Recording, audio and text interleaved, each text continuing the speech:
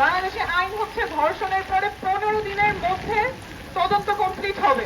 এই আইন যেখানে প্রয়োগ হয় ওইটা হীরক রাজার দেশ। বাংলাদেশে এই আইনের কোনো প্রয়োগ নাই। এই সময় জবাব কে দিবে, কার কাছ থেকে আমরা নিব?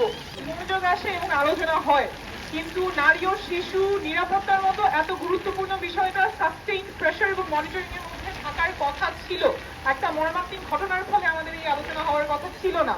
অনেকেই বলবেন আইন তো আছে, আইন আছে। বাংলাদেশে আইন হচ্ছে ধর্ষণের পরে 15 দিনের মধ্যে তদন্ত কমপ্লিট হবে। মামলা নিষ্পত্তি হবে কয়দিনের মধ্যে? 90 দিনের মধ্যে। এটা আইন অনুযায়ী। কিন্তু এই আইন কি প্রয়োগ হয়? এই আইন যেখানে প্রয়োগ হয় ওইটা হীরক রাজার দেশ। বাংলাদেশে এই আইনের কোনো প্রয়োগ নাই। যেই আইনের প্রয়োগ নাই, যেই আইনের প্রয়োগ না হলে কোনো কনসিকুয়েন্স নাই, কোনো পরিণতি নাই, সেই আইন থাকা আর না থাকা একই সমান।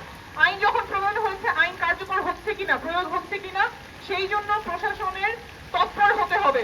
পুলিশ তদন্ত করবে 15 দিনের মধ্যে। সেই জন্য কি পুলিশের এনাফ জনবল আছে, স্কিলস আছে, ট্রেনিং আছে?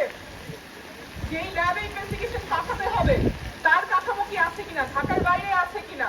এই ক্যাপাসিটি যতক্ষণ না ইমপ্রুভ হবে ততক্ষণ আইনটা কাগজেই থাকবে, মানুষ আর বিচার দেখবে না এবং অপরাধগুলো চলতেই থাকবে। কারণ বিচারহীনতা আমরা আর চাই না।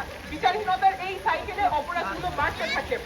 আমরা বলছি ভুক্তভোগী সহায়তা লাগবে। ওয়ান স্টপ ক্রাইসিস সেন্টারে গিয়ে যে ভুক্তভোগী তিনি একই সাথে মানসিক স্বাস্থ্যের সহায়তা, আইনি সহায়তা সবই পাবেন। কিন্তু এই ওসিসি গুলোর অবস্থা কি, ঢাকার বাইরের গুলোর অবস্থা কি?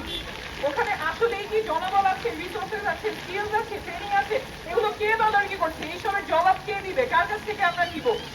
এই এই যে পুরো গভর্নেন্সের একটা ফেলিয়ার হচ্ছে, এই ফেলিয়ারের দায় নিতে হবে এবং এই জায়গায় আমাদের জবাবদিহিতা চাইতে হবে। সর্বোপরি এখন আমরা একটা এমার্জেন্সি সিচুয়েশনের মধ্যেই আছি। এতগুলো ইনসিডেন্ট হচ্ছে, একটা ফাস্ট ট্র্যাক সার্ভিস চালু করার প্রয়োজন, যাতে যে কেউ যদি সহিংসতার শিকার হয়